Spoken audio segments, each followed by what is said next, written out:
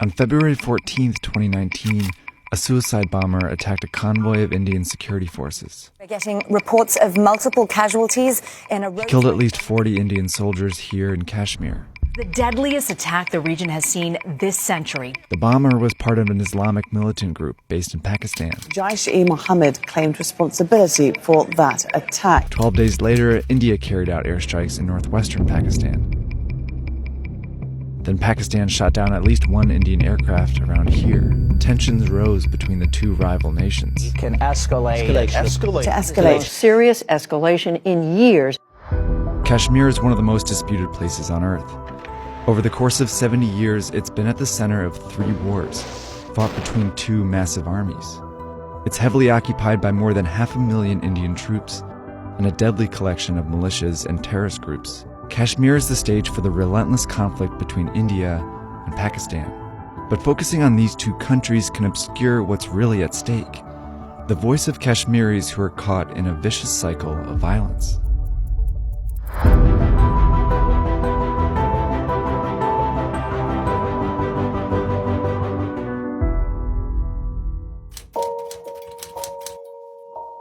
Whenever there is any conflict between India and Pakistan, Kashmir is always the battleground. Kashmir is a disputed area. It neither belongs to India nor belongs to Pakistan. 2 giants of nuclear giants.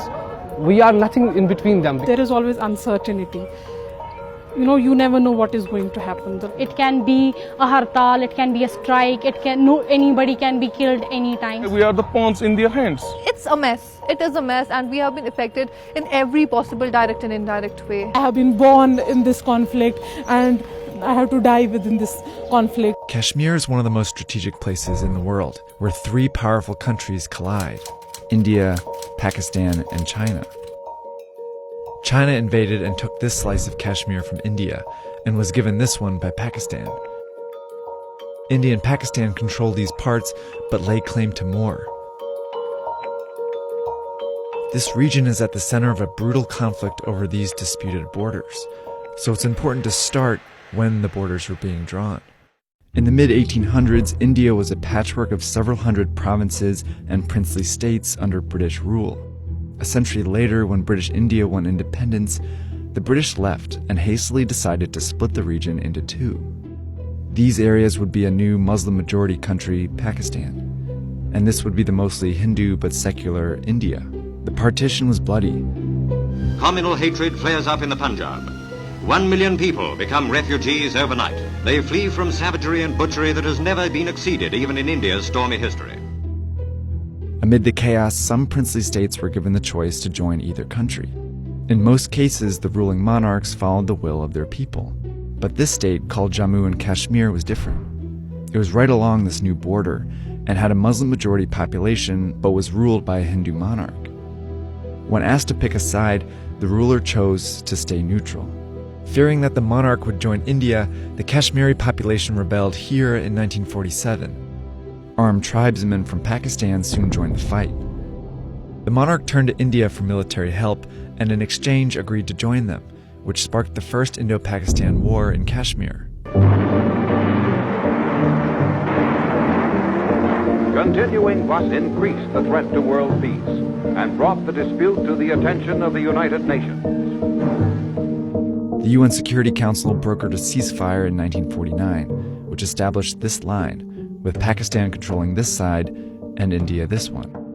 It also asked Pakistani tribesmen to withdraw and Indian troops to follow so that Kashmir could hold a direct vote to decide its own future. But neither held up their end of the deal. Pakistan argued that Kashmir's Muslim-majority population rightfully belonged with them, while India insisted that Kashmir was handed over to them by the Hindu monarch, so they doubled down and added Kashmir to their constitution. The vote was never held. I think every person in Kashmir has been affected by India and Pakistan. The Kashmir is completely destroyed by India as well as by Pakistan. This is a territorial dispute, they call it. They don't need people. The main stakeholders are the Kashmiris. Their opinions are not being heard. Both countries continued to tighten their grip around it for decades. Kashmir, fighting is going on, and heavy casualties in men and equipment have been inflicted on the aggressor. In 1965, the Second Indo-Pakistan War broke out in Kashmir. Thousands of people were killed between the huge armies on both sides.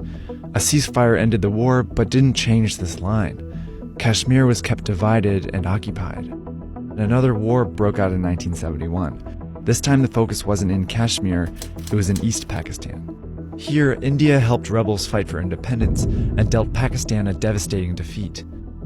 This region became a new country, Bangladesh, and Pakistan lost its eastern half. This made Kashmir more important than ever. It became one of the most militarized places on earth as India and Pakistan deployed planes, tanks, artillery, and soldiers along the line of control. On the political front, in '87, India reportedly rigged an election, declaring a pro-India party as the winner. Now, this was a big turning point for many Kashmiris, who felt they were again denied the chance to vote. Thousands took to the streets in Indian-controlled Kashmir to protest the occupation. But India met the movement for independence with harsh resistance, which quickly escalated to more violence. In January, security forces opened fire on demonstrating separatists, turning a 2-year-old struggling movement into a full-blown popular uprising. More than 650 people have been killed in clashes between troops and separatists. Kashmiri militias, like the Jammu and Kashmir Liberation Front, started recruiting Muslim youth to fight for independence, and increasingly attacked the Indian military. Pakistan saw an opportunity in this insurgency. They helped introduce a new kind of militant group, radical Islamic fighters who fought for more pro-Pakistan Kashmir. By the mid-90s, these groups dominated the insurgency. India responded with incredible military force, deploying 500,000 troops to Kashmir, and they cracked down on militants and protesters. Unarmed civilians were killed, and many were forced to flee the violence. And in '98, the stakes were raised yet again. Today, India conducted 3 underground nuclear tests. Pakistan today successfully conducted 5 nuclear tests. Kashmir became a battleground between 2 nuclear-armed nations, and another war broke out in 1999. More evidence of the attacks being launched on the Indian-controlled area of Kargil. The past 2 days have seen some of the fiercest fighting so far. Militant Muslim fighters have also crossed over into some parts of Indian-ruled Kashmir. The 1999 war ended with another ceasefire, but that didn't stop either country. Over the years, Pakistan's militant groups got bolder and launched terror attacks in and outside of Kashmir. In 2001, members of Lashkar-e-Taiba bombed India's parliament building in New Delhi, killing 14 people. And in 2008, 10 militants from the same group killed 174 people and wounded 300 in Mumbai. Meanwhile, Indian military cracked down in Kashmir, firing bullets and pellets on unarmed protesters, leaving hundreds wounded and blind. This is the vicious cycle of violence. The Indian Army's crackdown drives some Kashmiris to join Pakistani-backed militant groups who carry out violence against the Indian forces. It's a cycle that Kashmiri civilians are stuck in the middle of.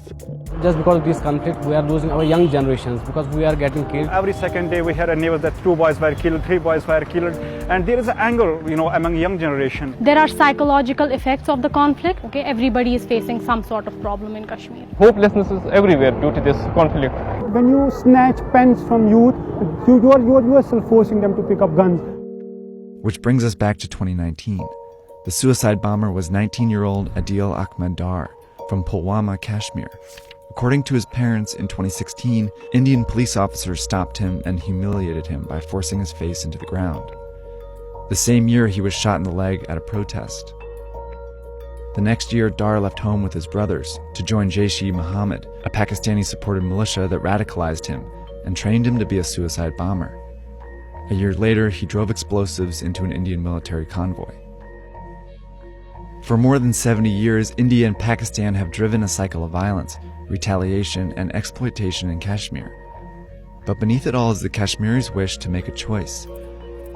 A wish that continues to be suppressed again and again by violence. The best way to handle the Kashmir situation is to have a dialogue and to hold a referendum. And both of the countries are not doing anything as such. In every action, there is equal and opposite reaction. The more suppression you face, the more you rise. I just want to get a freedom, to get a right to do everything. As a teenager, I have big dreams. But as a Kashmiri, the dreams are suppressed here.